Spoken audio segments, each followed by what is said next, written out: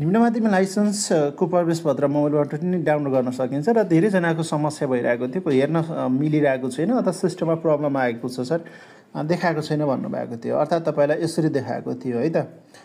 यसको सोल्युसन कसरी गर्ने त? अब तपाईँले license.tsc.gov.com मा गएर लगइन त गर्नु पऱ्यो, आइडी पासवर्ड छैन भने फर्गेट गरेर पनि गर्नुहोस्। त्यसपछि 3वटा डटमा क्लिक गरेपछि चाहिँ दस्खत पेश गरेका विवरणमा क्लिक गर्नु होला। यहाँ तपाईँले पेश गरेका विवरण देखाउँछ, अन्तिमको हेर्नु होला होइन। त योभन्दा अगाडि पनि गर्नुभएको छ भने माथि हुन्छ, अन्तिमको लास्टको हेर्नु होला। त्यसको एक्सनमा भ्यू एक्सनमा क्लिक गर्नुहोस्, भ्यूमा क्लिक गर्नुहोस् र यहाँ प्रवेशपत्र हेर्नको लागि यहाँ क्लिक गर्ने हो। क्लिक गर्नको लागि तपाईँलाई यहाँ यस्तो किसिमको समस्या देखाइरहेको छ। अब यहाँनिर तपाईँले चाहिँ माथिको यो 3वटा डट लाइन छ, डटमा 3वटा राइटतर्फको माथि 3वटा थोप्लो, त्यो 3वटा थोप्लोमा क्लिक गर्नु होला र यहाँनिर डेस्कटप साइट भनेको छ, यो डेस्कटप साइटको यो बक्समा चाहिँ क्लिक गर्ने।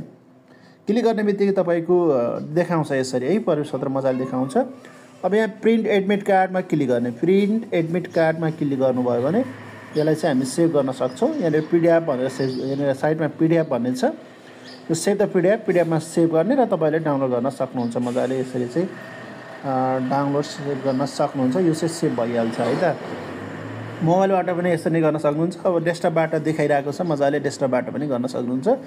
यो लाइसेन्स वेबसाइटको के फर्मेट चाहिँ चेन्ज भएको कारणले गर्दा तपाईँलाई यसो समस्या भएको मोबाइलबाट र डेस्कटप साइटमा गर्नुभयो भने मजाले डाउनलोड भइहाल्छ है त। ल यो भिडियो धेरैजनालाई सेयर गर्नु होला। धेरैजनाको समस्या आयो भनेर धेरैले म्यासेज गरिरहनु भएको छ। सबैजना सेयर गरेर सबै साथीहरूको माझ पुर्याउनको लागि सम्पूर्ण साथीहरूलाई अनुरोध गर्दछु। के समस्या भयो भने